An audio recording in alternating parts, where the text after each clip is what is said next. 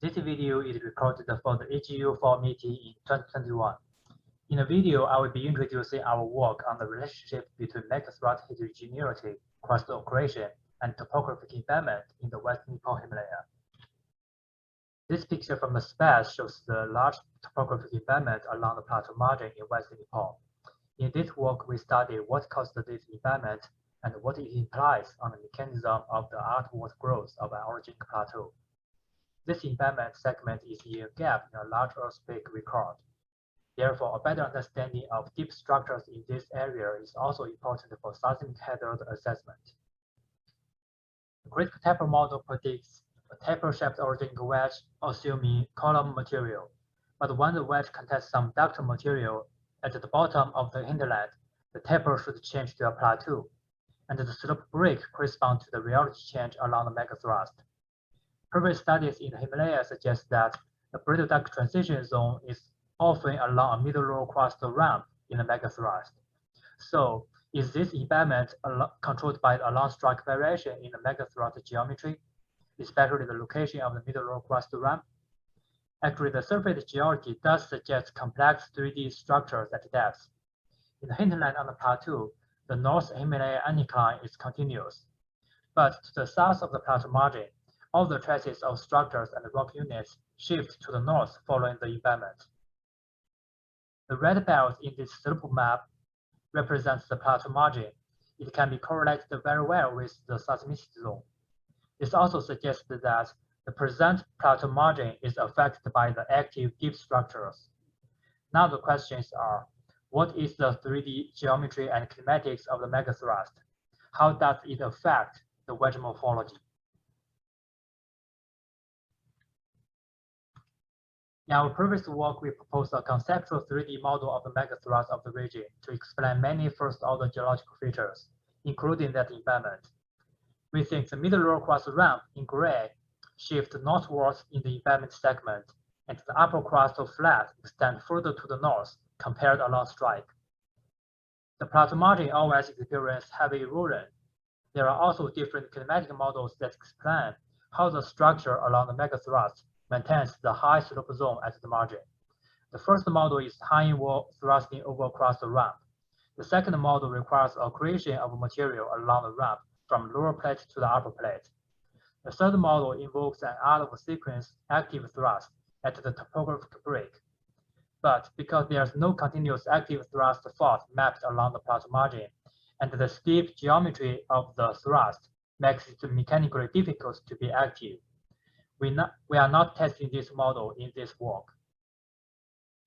To evaluate these geometric and kinematic models, we conduct a low-temperature thermochronologic analysis coupled with thermokinematic modeling. Cooling edges of different dating systems provide information of the thermal histories of the samples. In an active wedge, the geothermal structure does not have a layer cake pattern like this.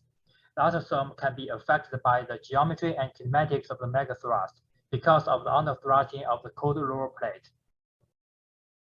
Because of the lateral translation of the material along the fault, the samples on the surface will not resume vertically with respect to the megathrust. Therefore, from the distribution of the cooling edges on the surface, we can extract the information of the geometry and kinematics of the deep structures. These two maps show thermochronologic data of 4 dating systems: Muscovite argon-argon edges, zircon and epentite uranium-thorium helium edges, epentite fish-trick edges. The data points with edge numbers are our new data. We use a 3D thermokinematic modeling software called PCube in this study. The code allows you to model a rectangular area with real topography, but the fault can only be defined along the cross-section in 2D. So our strategy is that we first use the model to find a solution of the megathrust along the transect in the embayment. So the edges that are used in the modeling are only the ones that are not across any hypothesized lateral ramp. Then we can compare the model to transect along the strike with other data to evaluate the conceptual model. This figure summarizes megathrust models close to the transect. Previous models are mostly based on the balanced cross-sections, so they all avoided dealing with the ductile deformation at depth in the hinterland. The geophysical data is of low quality and hard to interpret below the plateau. The red line is our new preferred model in this study. It is based on this thermokinematic model result. Now let me introduce how I get the preferred model. This sketch shows the model design. The main parameters are listed here. In the model, any material hits the surface gets eroded. The thermal boundary conditions include the temperature at the bottom and the surface. The surface temperature depends on the elevation. The heat production is set by the parameter A, and the heat diffusion can be computed. The code also calculates the effect of a material velocity field based on the fault geometry and kinematics. First, the geometry is defined by x-y coordinates of the fault bands. We only investigate the middle-lower crust ramp in the hinterland, and the southern part is designed directly based on the balanced cross-sections. You can set the convergent rate of the two plates, and use a partitioning factor to partition the convergence into the hanging wall over-thrusting and the footwall under-thrusting. In the second scenario, we also consider duplexing effect. We define an accretion window using two x coordinates and give an actual vertical velocity component, VCA here. We make the accretion window advect from the dashed box hinterland wall to the solid box location at a rate of CAAdV. This is to simulate the kinematics of an accretion cycle. It is a process that a slice of the footwall of a shape like this accretes to the hanging wall. In the third scenario, we further consider the effect of very simplified evolving topography using these two parameters. They define an initial topography which is similar to the present topography but has different relief and elevation. Based on these parameters, the software can calculate the thermal and velocity field of the model, and thus can predict the cooling edges for each stacking system. To find the best model for each scenario, we conduct an inversion model, which means we let the software to compute more than 22 or 23 thousands of fault models by changing the combination of the free parameters labeled with the symbols. In an inversion, when defining a free parameter, rather than directly assigning a value, we can define a reasonable range. This plot shows the ranges of free parameters of the first model. To evaluate each forward model in an inversion, the software calculates the misfit value for each forward model by comparing the observed edges with model predicted edges. Each dot in the plot represents one forward model, and the color shows the misfit. But now I will only show you the best fit model for each scenario. Here are the three best fit models in the three inversions. The right panel shows the comparison between the observed edges and the model predicted edges. The second and third model are basically identical, so it's very difficult to evaluate the effect of evolving topography using this method. All three models are similar to each other. They all have a very long upper crust flat and a gently dipping middle crust ramp. In the model with duplex or accretion, although all three parameters are independent with each other, in the best fit model, the accretion is right along the ramp, and the fall limb is right below the high slope zone, which is very consistent with our expectation from the conceptual idea. So which model is better?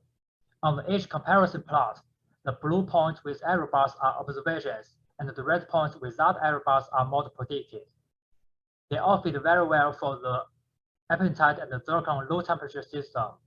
But if you look at the young cluster of the Muscovite argon edges in the hinterland in the high slope zone, the prediction of the only rough model is about 4 million years older than the youngest cluster. Actually, if you go along the plateau margin to the east, there are more reported Muscovite argon edges younger than 5 million years. Therefore, we interpret that the only rough model fails to produce young edges in the high slope zone, and we interpret the ramp plus duplex model as preferred model in this study. Now we can compare the preferred model along the strike. In central Nepal to the east of the study area, after the Gorkha earthquake in 2015, people have a better understanding of the ramp geometry there. The difference in the geometry suggests the existence of the lateral ramps in the Megathrust to accommodate the long strike variation. This supports our 3D model that the Megathrust in the West Nepal has a long upper crust flat compared along strike. Now this is just a different view of our previous proposed 3D megathrust model in this region.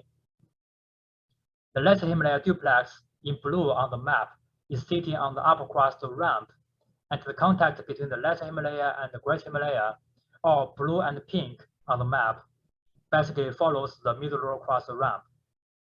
This is also consistent with the distribution of our new cooling edges. In the embayment, the young edge cluster is basically along the northern Himalaya incline. To the east of the embayment, the young cluster basically shifts to the south, and the edge along the northern Himalaya incline are old. This suggests the active upper front changed from the North Himalaya incline to the front by about 10 million years, as indicated by these old cooling edges. This is also the timing when the lateral ramp developed in the Megathrust. As of now, we have been focusing on the plateau margin, but if you have a look at the drainage system to the rear side of the origin on the plateau, you can find that right to the north of this embayment is the divide between two important large river catchments, the Indus River and the Yarlung River. Our model suggests that Megathrust has a long upper crust flat in this sector, and it pushed the middle lower crust deformation further to the north in the hinterland. This deep structure may have controlled the location of the important divide. In this figure, I synthesized the studies on the basins and structures along the origin and integrated a conceptual landscape evolution history with our Megathrust evolution model. We want to highlight that the shortening and thickening of the hinterland in the early stage after the collision facilitated the localization of the drainage system. The Crustal accretion along the Megathrust ramp facilitated the formation of the high Himalaya plateau. The forelandward and along strike varied propagation of the ramp caused the outward growth of the plateau and the formation of this embayment in western Nepal Himalaya, and a divide to the east-north. In conclusion, in this study, we find a solution to the Megathrust geometry and kinematics in the western Nepal Himalaya. The Megathrust there has a long upper crust flat and a gentle middle lower crust ramp. The model requires crust accretion along the ramp, and it can be a mechanism of plateau outward growth. Our new data suggests a long strike variation in the location of middle lower crust ramp and supports our 3D Megathrust model. The long strike variation in the Megathrust started to develop by about 10 million years, and it may have controlled the growth of the plateau landscape, the topographic embayment, and the drainage systems. If you are interested into our work, we also have an open access preprint manuscript online. Also feel free to reach out to me if you have questions or comments. Thanks for watching.